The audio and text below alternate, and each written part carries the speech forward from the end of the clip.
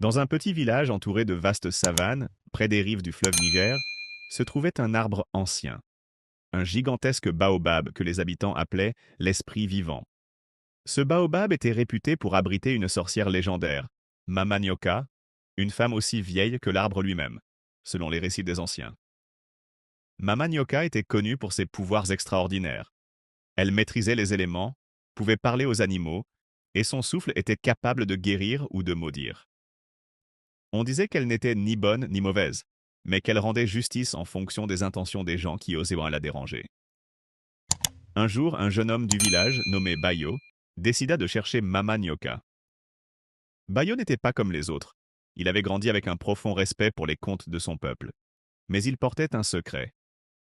Sa petite sœur était gravement malade, et aucune médecine traditionnelle ou moderne n'avait pu la sauver.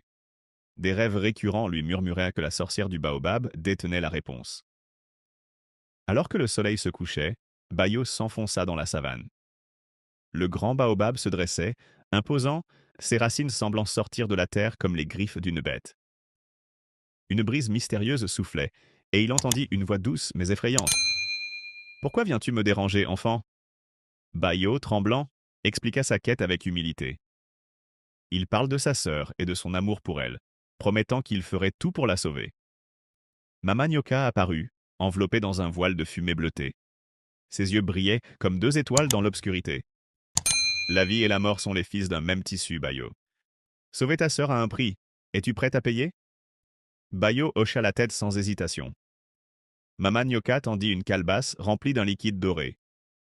Fais boire cela à ta sœur, elle vivra, mais souviens-toi, tout ce qui est pris doit être rendu.